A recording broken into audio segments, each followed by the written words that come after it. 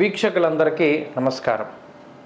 June మాసం మిథున రాశి వారికి ఏ విధమైనటువంటి ఫలితాలను ఇవ్వబోతూ ఉన్నది, ఈ గ్రహస్థితి వల్ల ఏ విధంగా ఈ మాసం అంతా కూడా శుభాశుభ ఫలితాలు ఉంటాయి అనేటువంటి విషయాన్ని ఈ వీడియో ద్వారా క్లుప్తంగా తెలుసుకునేటువంటి ప్రయత్నం చేద్దాం.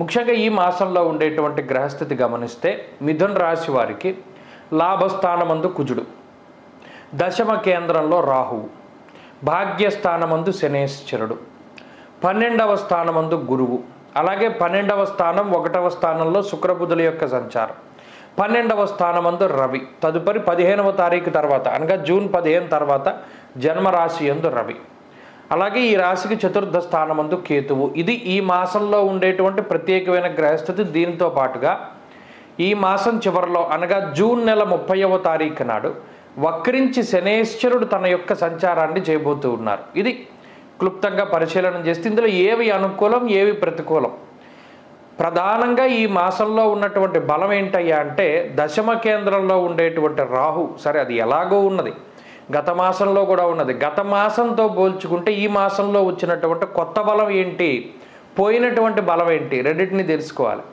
కుజుడు ఈ మిథున రాశి వారిని ఎలా పడిపోయినా నిలబెట్టేటువంటి గ్రహం కుజుడు. ఎందుకు? లాభస్థానమందు ధైర్యం ఏకాదశగతే కుజే అన్నారు. చాలా గొప్ప గొప్ప శ్లోకాలు లాభస్థానంలో ఈ కుజుడు గురించి చెప్పడం మనకి జరిగింది. లాభంలో కుజుడు, దశమంలో రాహు ఉన్నప్పుడు అసలు ఇక మిగతా గ్రహాలు ఎంత ప్రతికూలించినా 2 గ్రహాలు కాపాడేస్తాయి మిథున రాశి వారిని. ఈ మాసంలో వచ్చినటువంటి బలం అది. జూన్ 1వ తారీఖు నుండి కుజుడు మేషరాశి యందు సంచారం చేస్తున్నారు. అది గొప్ప బలం. అయితే ఈ మాసంలో కోల్పోయినటువంటి బలాలు అంటే గత నెలతో పోల్చుకుంటే 1 రవి బలము, 2 గురు బలము, ఇవి 2 కూడా పోయాయి. అయినప్పటికీ కూడా దోషం ఏం లేదు. మనం ఇందాక చెప్పుకున్నట్టు కుజరాహువులు బలంగా ఉన్నారు. క్రూరో బలీ చేద్రుతే ఉపజయ స్థానాల్లో క్రూర గ్రహాలు చాలా బలంగా ఉంటాయి గోచారంలో. కాబట్టి గోచారవశాత్తు మనం పరిశీలన చేసుకుంటే మొట్టమొదటగా ఆర్థిక పరిస్థితులు కనుక మనం చూసినట్టయితే మిథున రాశి వారికి లాభస్థానమందు కుజుడు ఉన్నారు. ఆరోగ్యమర్ధ లాభశ్చ సంతోషో వస్త్రలాభకృత, ఆరోగ్యము అర్ధలాభము అన్నారు. ఇంకా అసలు దాన్ని మించినటువంటి సౌఖ్యం లేదు. లాభస్థానంలో కుజుడు ఉన్నప్పుడు మనం అసలు మాట్లాడకుండా మన పని మనం చేసుకోవడమే, ఆయనే అన్నీ చూసుకుంటాడు. ఏంటండి ఆర్థిక పరిస్థితుల్లో విపరీతమైనటువంటి మార్పులు తీసుకొస్తారు, ప్రత్యేకించి భూపరమైనటువంటి క్రయ విక్రయాదులు. ఎందుకంటే కుజుడు మిథున రాశికి యోగించి ఒక అర్ధ సంవత్సరం పైనే అవుతోంది. ఎప్పుడో 6వ స్థానంలో ఉండగా యోగించారు ఆయన.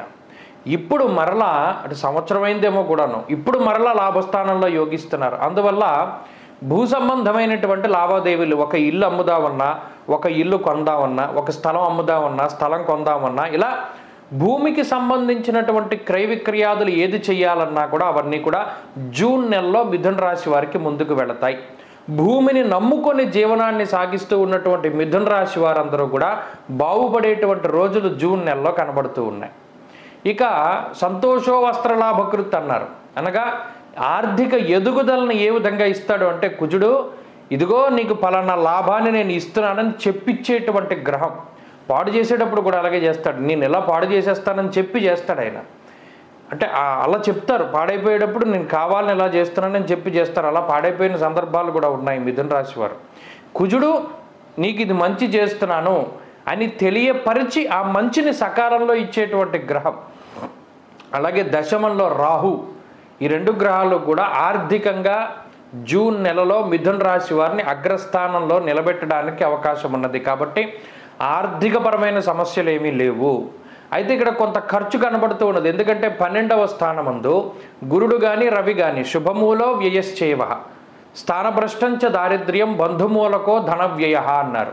అంటే ఇక్కడ ఖర్చు కూడా ఉంది, కానీ గత మాసంతో పోల్చుకుంటే ఈ మాసంలో ఖర్చుని మించి ఆదాయ మార్గాలు చూపించేటువంటి గ్రహాలు 2 కనబడుతూ ఉన్నాయి. కాబట్టి ఇక్కడ లోటు బడ్జెట్ లేదు. ఈ మాసంలో జూన్ నెలలో మిథున రాశి వారికి డబ్బు మిగులుతుంది. నెలాఖరికి చూసుకోండి, డబ్బు మిగలని రోజులు ఏముండవు. ఇది ఒకటి ఆర్థిక పరిస్థితులు. ఇక ఆరోగ్యానికి సంబంధించినటువంటి విషయానికి వస్తే ఇక్కడ ప్రధానంగా ఆరోగ్యం మీద చెడుగా ప్రభావాన్ని చూపించేటువంటి ప్రత్యేకమైన గ్రహాలు ఏమీ లేవు. కాకపోతే 15వ తారీఖుకు ముందు తర్వాత రవి మార్పులే కనబడుతూ ఉన్నాయి. రవి ఎప్పుడైతే 15వ తారీఖు దాటిన తర్వాత మిథున రాశిలోకి ప్రవేశం చేస్తారో ఈ నెల మధ్య నుండి మాత్రమే కొంత ఆరోగ్యపరమైన సమస్యలు వస్తాయి. అనగా దేహార్తిచిత్త సంతాప, ఎక్కువ శరీరం అలసిపోతూ ఉండడము, కాలాన్ని అతిక్రమించి భోజనం చేస్తూ ఉండడము, ఇలా ప్రయాణాలు అధికంగా చేయడం వల్ల శరీరం అలసిపోతూ ఉండడం ఇత్యాదివన్నీ కూడా ఈ రాశి వారికి కనబడుతూ ఉన్నాయి 15వ తారీఖు దాటాక. కాబట్టి ఆర్థిక పరిస్థితులు, ఆరోగ్య పరిస్థితులు ఈ మాదిరిగా ఉన్నాయి. ఇక కుటుంబపరమైనటువంటి విషయాలు మాత్రం చక్కగా ఉంటాయి. కుటుంబానికి సంబంధించినటువంటి విషయాల్లో గత మాసంలో ఉన్నటువంటి మాట పట్టింపులు కానీ, గత మాసంలో ఉన్నటువంటి ఏమన్నా చిన్నపాటి మీకు వాళ్ళకి మధ్యలో ఉండేటువంటి తగాదాలు కానీ ఏవైతే ఉన్నాయో ఇవన్నీ సమస్యపోతాయి. కుటుంబ సభ్యులు కూడా మీరు చెప్పినటువంటి మాటకి తగిన ప్రాధాన్యత ఇస్తూ మీకు అనుకూలంగా నడుచుకునేటువంటి పరిస్థితులు ఉన్నాయి. కాబట్టి కుటుంబ పరిస్థితులు బాగున్నాయి. ఇక ఉద్యోగానికి సంబంధించినటువంటి విషయాలను పరిశీలన చేస్తే ఉద్యోగంలో ఎదుగుదల, ఉద్యోగంలో ప్రమోషన్లు లేదా స్థానచలనము, మార్పు, ఇలా మీరు ఏదైతే కోరుకుంటూ ఉన్నారో ఆ ఉద్యోగంలో మీరు కోరుకున్నవన్నీ కూడా సవ్యంగా మీకు లభించేటువంటి పరిస్థితులు జూన్ నెలలో కనబడుతూ ఉన్నాయి. ఉద్యోగ పరిస్థితులు బాగున్నాయి. వ్యాపారం కూడా లాభసాటిగా ఉంటుంది. అలాగే విద్యార్థులకు మాత్రం ఈ గ్రహస్థితి కించిత్ ప్రతికూలము. కాకపోతే విదేశాల్లో చదువుకునేటువంటి వాళ్ళకి మాత్రం ఈ గ్రహస్థితి అనుకూలంగా ఉంటుంది.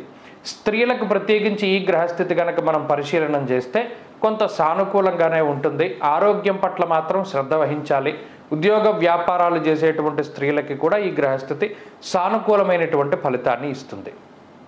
ఇక వ్యవసాయము అనగా పంట పండించేటువంటి రైతులకి గనక ఈ మాసంలో ఉండేటువంటి పరిస్థితులను చూస్తే లాభసాటిగా ఉంటుంది. ఇందాక మనం చెప్పుకున్నట్టు భూమిని నమ్ముకున్నటువంటి వాళ్ళు రైతులైనా, రియల్ ఎస్టేట్ వాళ్ళైనా, ఎవరైనా సరే జూన్ నెలలో మిథున రాశి వారు లాభాన్ని ఆర్జించడానికి 100% అవకాశం ఉన్నది.